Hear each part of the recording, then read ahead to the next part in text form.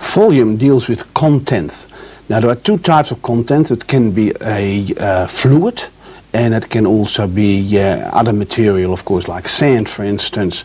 And if you give the units when you deal with volume, then you have to ensure that it's liters when you have fluids, and square length units or cubic length units if it's other material.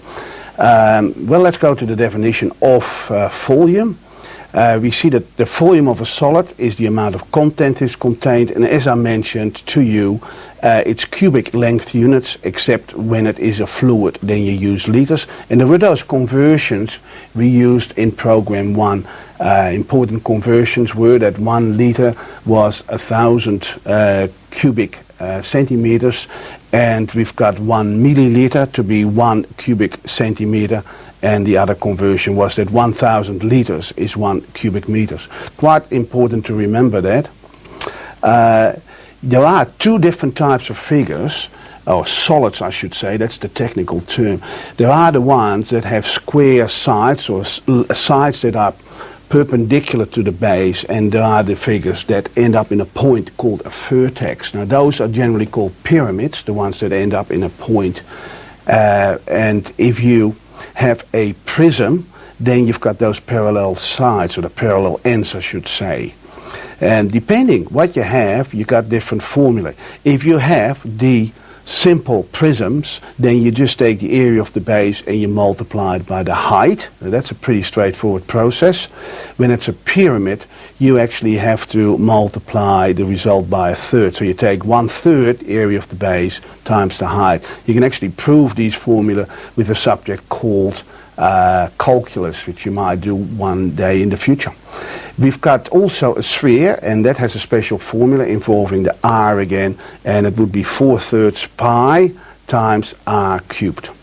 Well, let's get stuck into some problems. Easy ones first, more difficult ones later, and there's one difficult one there. Here we've got just a rectangular box, 4 by 5 by 3. What would be the volume? You look at 5 times 3 for the base, which is 15. You multiply by 4 to get the height, and the total then becomes 60, and make sure you've got the correct units, cubic centimeters. Let's now have a look at the problem that involves a cone. A cone is like a pyramid, which has got a circular base. And here we've got a base radius of 121 millimeters and a height of 225. Here we've got the drawing of the cone. Remember, it's a 1/3 problem because it's a pointy shape there.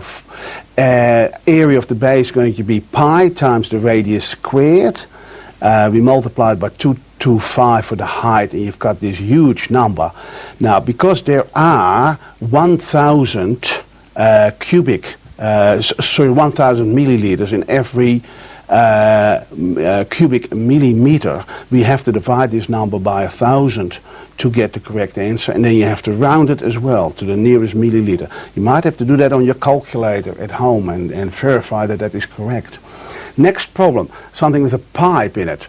We've got here a cylindrical water pipe that has a length of 5 meters, external diameter of 50, internal of 40. You have to work out to the nearest cubic centimeter what the volume of the material is to make the pipe.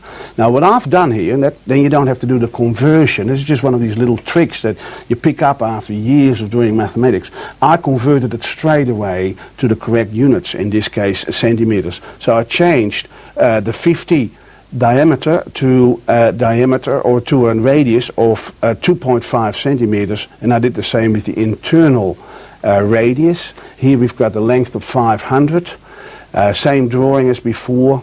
Then the area of the base is going to be pi times the external radius squared minus pi times the internal radius squared.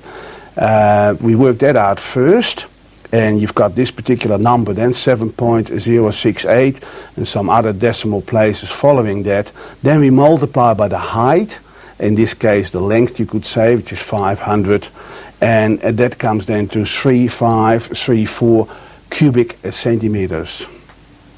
Let me do one more problem on volumes, and that involves a sphere, and it also involves algebra, and that's what you will be studying later in programs 4 and 5. Here we've got a soccer ball. Approximate radius there is, or circumference I should say, is 60 centimeters. That is the outside edge there.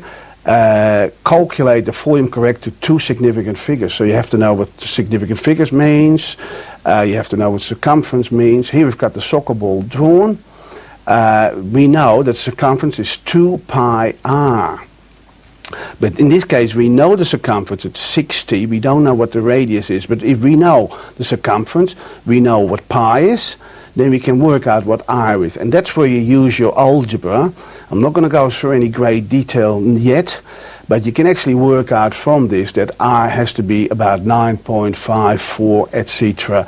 And that would then be in centimeters. Then we know that the volume is 4/3 pi times the radius cubed.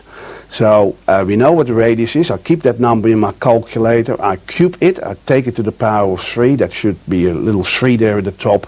And then I work it out from the calculator to get 3,600 cubic centimeters.